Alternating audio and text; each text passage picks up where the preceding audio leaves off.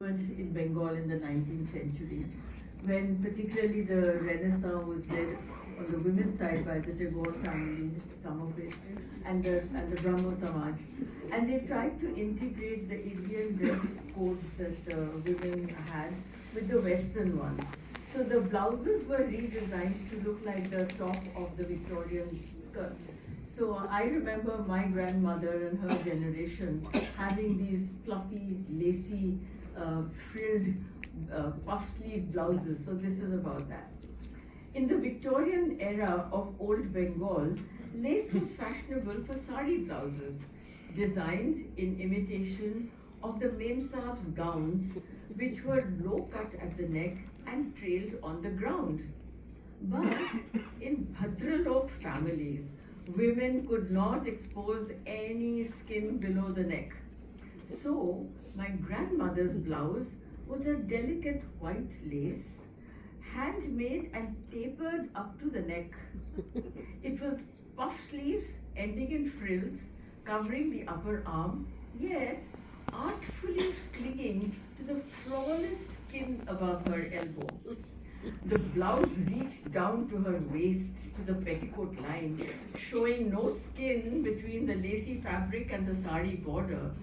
The back of the blouse was elegantly pleated, neat parallels making the shapely back look elongated.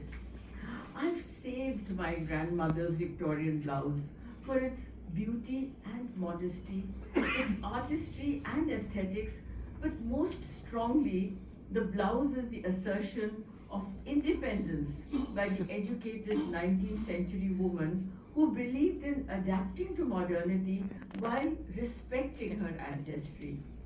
She chose sari over a gown. She chose to cover her body. She learned new ways without dumping her legacy.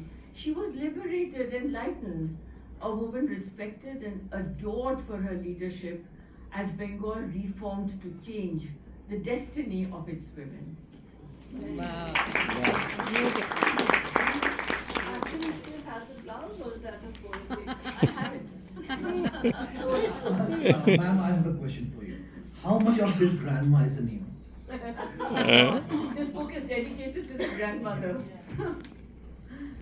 Yeah, it says. That one poem, which is very different from the ones we've so far talked about.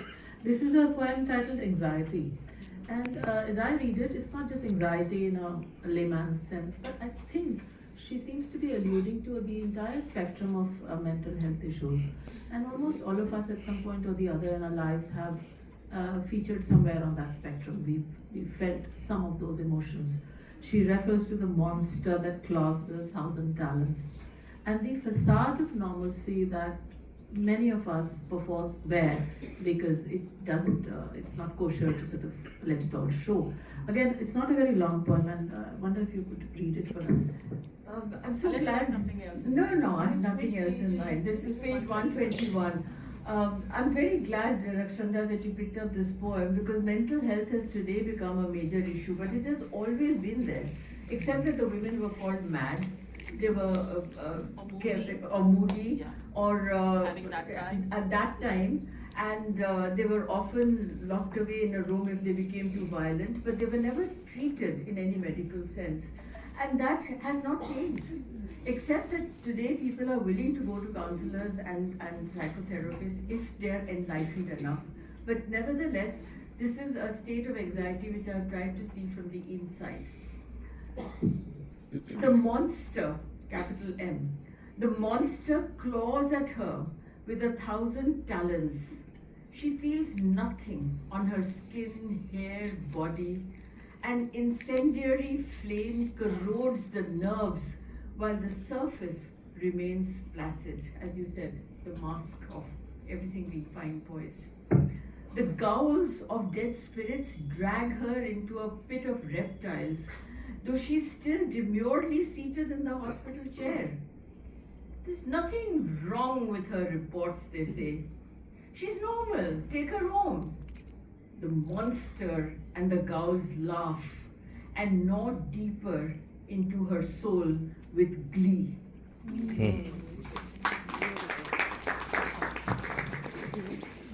Now it's performance time. Yes. So I request Anupriya to please.